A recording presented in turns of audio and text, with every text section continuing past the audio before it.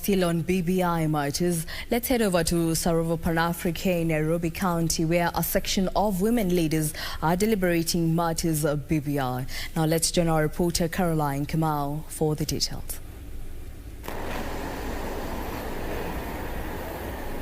A very good afternoon to you. Thank you so much for joining us, Jackie. As you rightfully said, we are at Pan-African Hotel. I'm just from attending a press briefing by women leaders on the BBI report, a report that was presented to the President and Right Honourable Raila Odinga in Kisii earlier in the week. The official launch of that report will be on Monday, and of course the encouragement from women leaders in the country is that all women and all Kenyans should read this report, understand the intricate details in it, and also understand what is it that the report has for each and every Kenyan. Today, however, I do have one of the leaders who was attending this press briefing, and it is none other than nominated Senator Gertrude Mr. who will be talking to us about her initial thoughts on the report and her assessment of the report. So, Gertrude, thank you so much for joining us. Let's start off with that, your initial assessment of the report. Thank you, Carol, for coming also to cover the women leaders in this country. And concerning my initial assessment of the report, this report is a report that Kenyans were really waiting for, and it is a report that is going to help the entire country.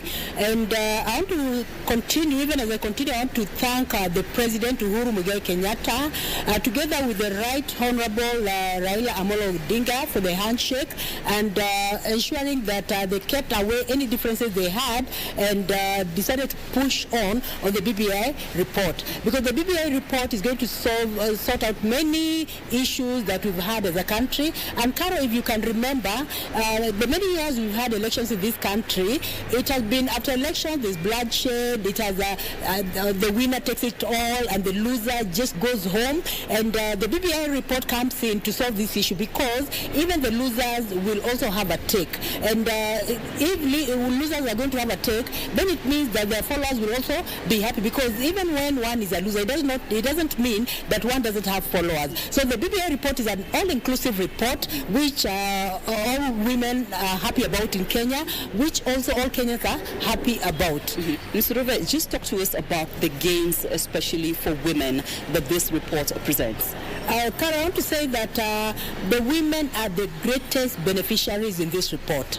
And you remember, Carol, there's a time when we were talking about the two-thirds gender rule, until even there are propositions to dissolve Parliament. But this report has come in to solve that, because when you look at the gains among the Senate, among the women, in the Senate alone, we have 50-50 representation. That is, we'll have one man from the county, one woman from the county. So that is a big gain. What does that mean? What does that then mean? Now, that means that women will have an equal vote as men, and they'll be able also to be involved in the revenue sharing issues. They'll be able also to put agendas that affect women in this country, issues of water. They'll be able to push for budgetary allocation to be more for the purpose of water. Now, remember, Constitution Article 43 talks about the socio-economic rights. So the women in the Senate will have a strong mandate and will have the powers to push the Article 43 of the Constitution. And remember, Article 43 affects women and children.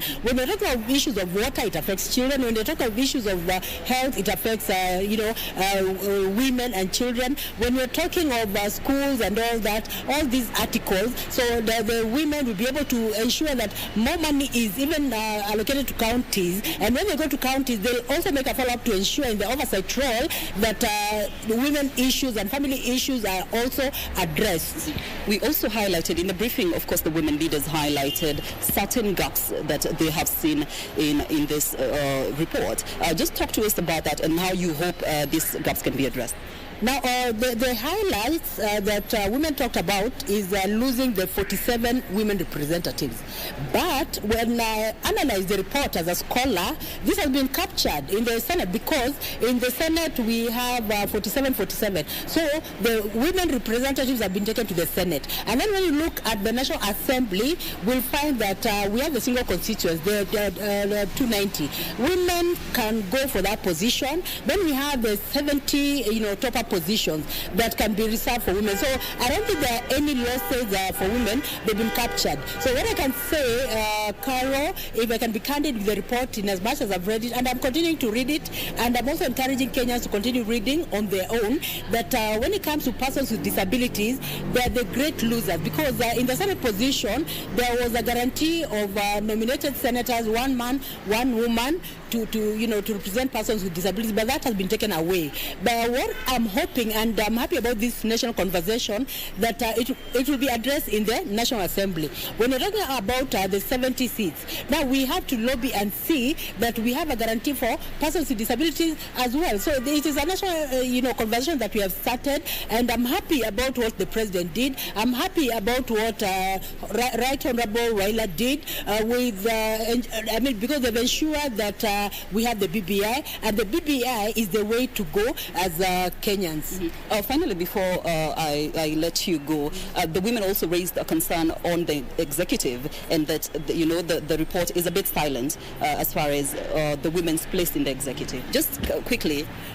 Yeah, exactly. The women position in the executive is silent, but I want to encourage my fellow women that this is a national conversation we are having, so we have the chance to actually follow with our male counterparts to ensure that we are all engaged in this process. So I don't think women should lose heart, but we should continue the conversation, because with the conversation things will be clear. And I'm hoping that with the conversation, women will also have a portion to take in the executive, and also the persons with disabilities and women will also be involved in decision making table, so that we have them. If we don't have them in the Senate, let us also have them in the National Assembly. Let us also have them as deputy governors. So that is what my plea is, that we have to be sensitive about persons with disabilities, because BBI is an all-inclusive process. And if it is an all-inclusive process, it cannot be fully inclusive if persons with disabilities are not in the decision-making table.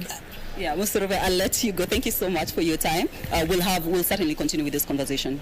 Thank you. All right. So that is Gertrude Musuruve, nominated senator, talking to us about her thoughts on the BBI. And of course, she is insisting that we need to read for ourselves. As Kenyans, you need to read this document so that you understand exactly what is contained in this document ahead, of course, of that launch on Monday. Back to you in studio. Much more on this story and what the place of women is in this document in our subsequent bulletins. Back to you, Wambiru. Well, that was our reporter Caroline Kamau calving live from the Pan-Africa Hotel, where a section of women leaders are deliberating matters of BBI report that was released Wednesday.